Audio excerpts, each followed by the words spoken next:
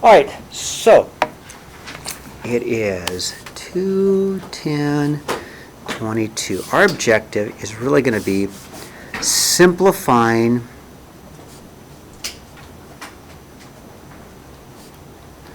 monomials. Okay, monomials. Okay, monomials. Monomials. Mono. M-O-N-O. Monomials. That should be mono. Wait, mono. Monomials.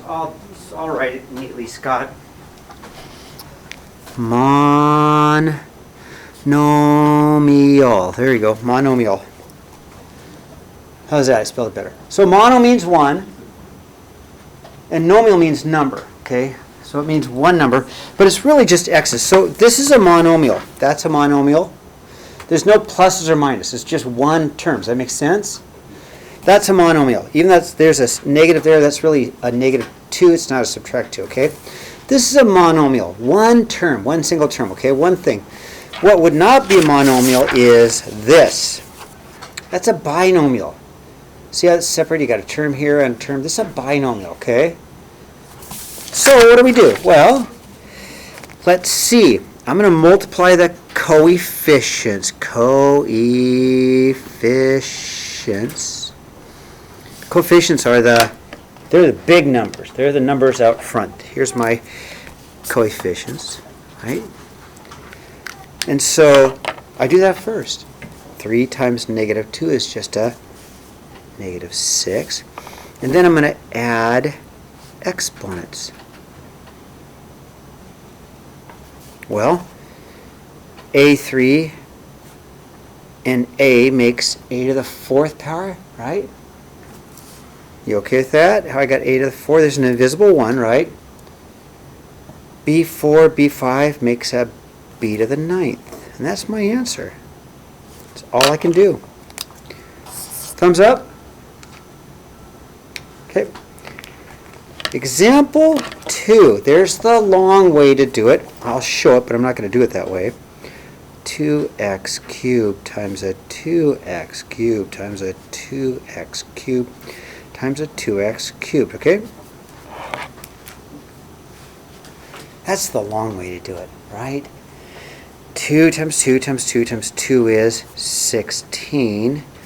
x3, another x3, another x3, another x3 is x to the 12th, right? But what's a faster way to do this?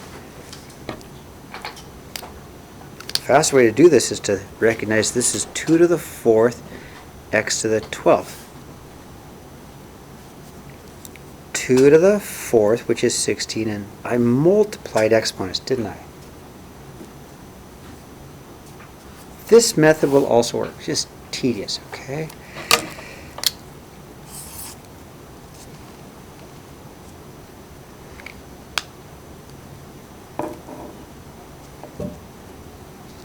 Okay, example 3. I don't want to go too fast. If I get going too fast, you guys slow me down. So in example 3, there are invisible numbers. It's like an invisible 1 and another invisible 1. So I'm really going to first take care of the coefficients first.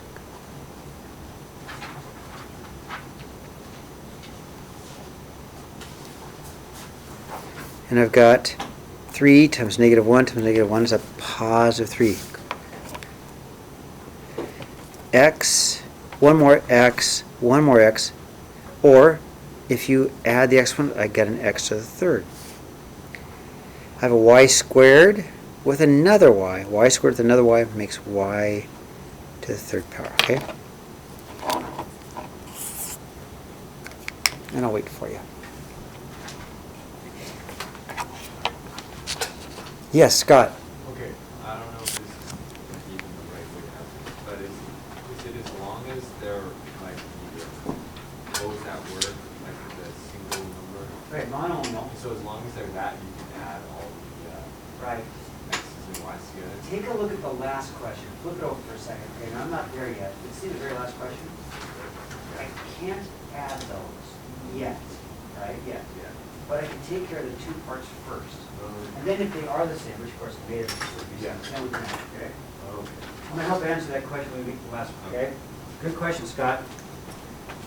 So even though this one, Scott, looks like these are subtractions, they're not. You can tell by the parentheses, right? That's like a negative times a negative, right?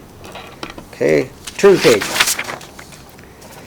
Now, in example 4, do you remember order of operations?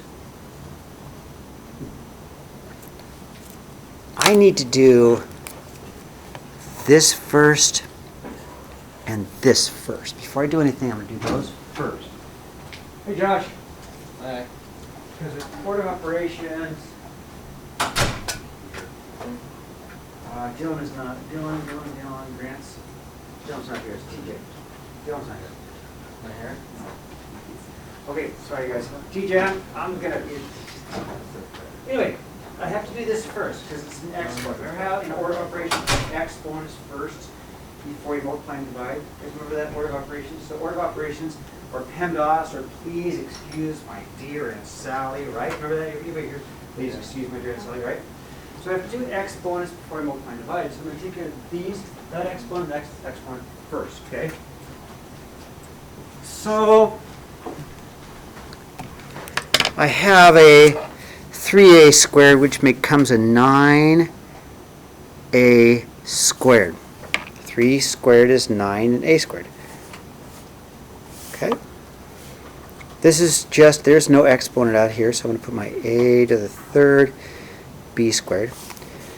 This will be an 8, an 8, and 8. 2 times 2 times 2 is an 8.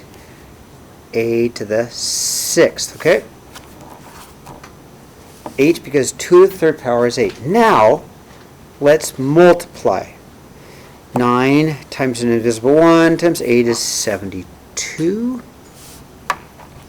A squared. 3 more makes 5. 5 plus 6 makes 11 of the a's. A 11. B to the second is the only b, right? So just b to the second.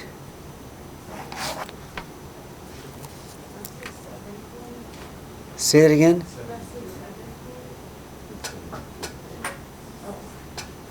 That's 72, yeah. 9 times 8. Okay, now example 5 is not difficult, the same kind of stuff. The only reason I wanted to put it in here is because of the fraction. And I'm going to put in a visible one here. So let's take care of the coefficients first.